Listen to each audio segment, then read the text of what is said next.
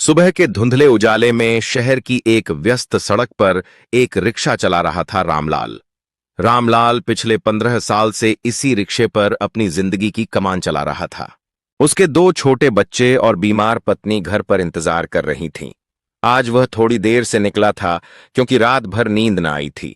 फिर वही चिंता कि आज की कमाई से घर का राशन कैसे चलेगा। रिक्शे पर एक साधारण सी साड़ी पहनी महिला बैठी थी।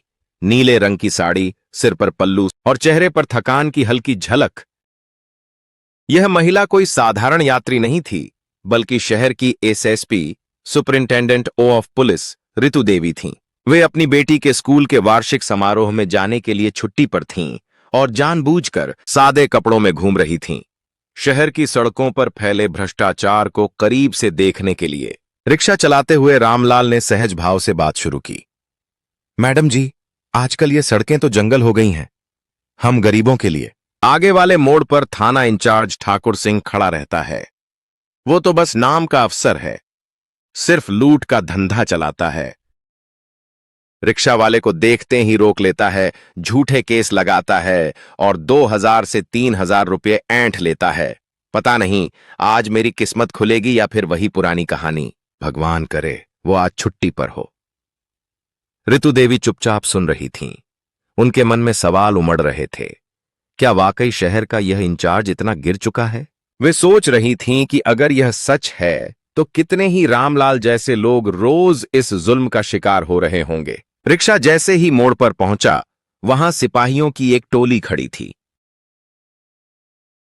बीच में खड़े लंबे चौड़े इंस्पेक्टर ठाकुर सिंह ने रिक्शे की ओर इशारा किया और लाठी घुमाते हुए चिल्लाए, रुक जा, रुक!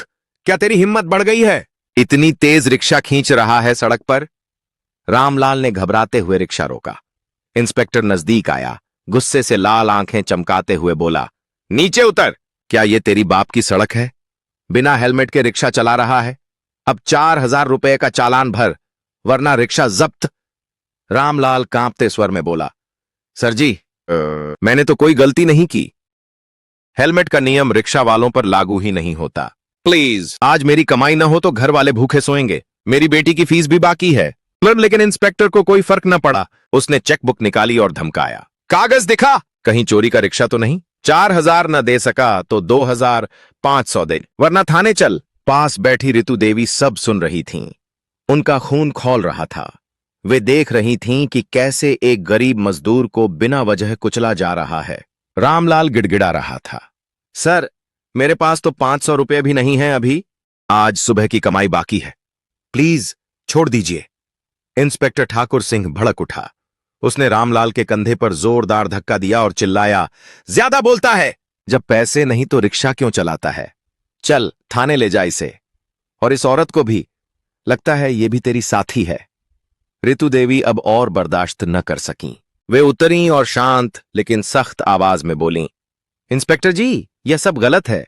ड्राइवर ने कोई नियम तोड़ा ही नहीं। बिना वजह चालान और मारपीट यह कानून का अपमान है। इसे जाने दीजिए। इंस्पेक्टर ठाकुर सिंह ने उन्हें घूरा।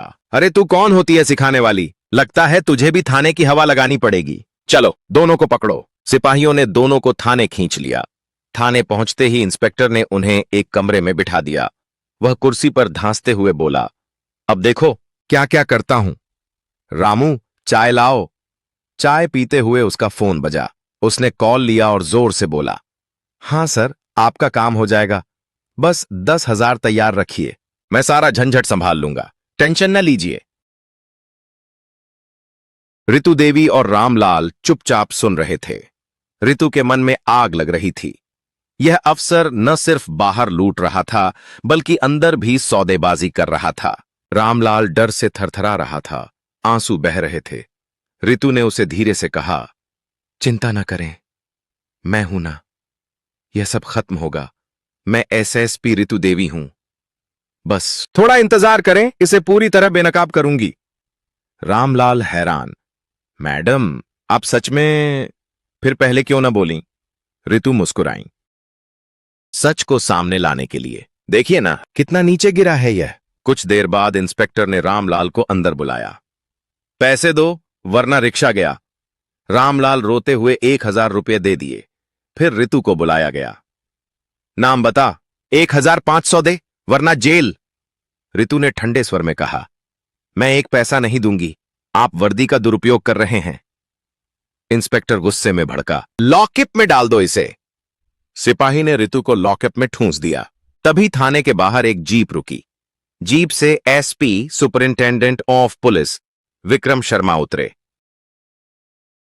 वे गुस्से में अंदर आए। सुना है किसी महिला को लॉकअप में डाला?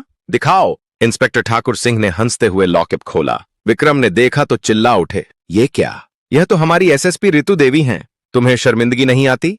ठाकुर सिंह का चेहरा सफेद पड़ गया। सर, मुझे पता न था। ये विक्रम ने तुरंत डीआईजी डिप्टी इंस्पेक्टर जनरल को फोन किया। सर, आप आइए, मामला गंभीर है। एसएसपी को लॉकअप में डाला गया है। कुछ ही मिनटों में डीआईजी राजेश कुमार थाने पहुंचे। रितु ने सारी घटना सुनाई। डीआईजी ने कहा, यह अपराध है, गरीबों का शोषण, रिश्वतखोरी, सब बर्दाश्त नहीं। कल सुबह प्रेस कॉन्फ्रेंस बुलाते हैं, इसे बेनकाब करेंगे। खबर फैल गई, शहर में हलचल मच गई। लोग कह रहे थे अब ठाकुर सिंह का अंत नजदीक है। एसएसपी मैडम ने सच्चाई उजागर कर दी। अगली सुबह प्रेस कॉन्फ्रेंस हॉल में भीड़ उमड़ी।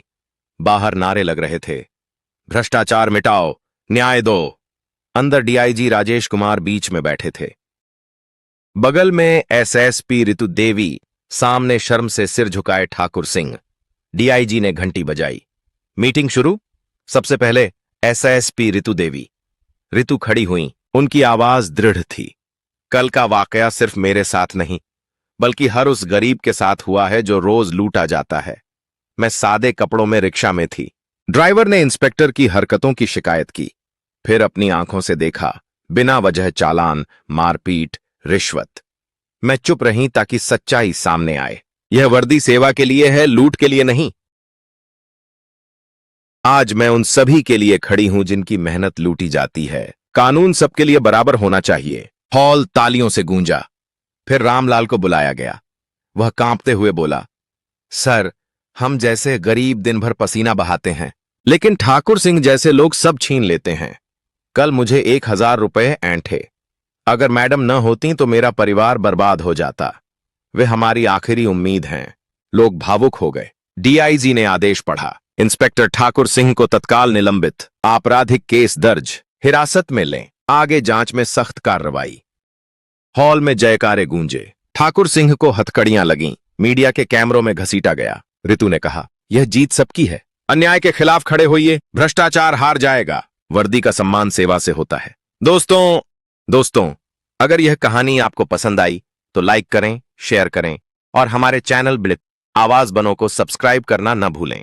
यहां मिलेंगी सच्ची घटनाओं पर आधारित प्रेरणादायक कहानियां। कमेंट में बताएं आप कहां से देख रहे हैं, कौन सा शहर या देश। आपकी राय हमारी ताकत है।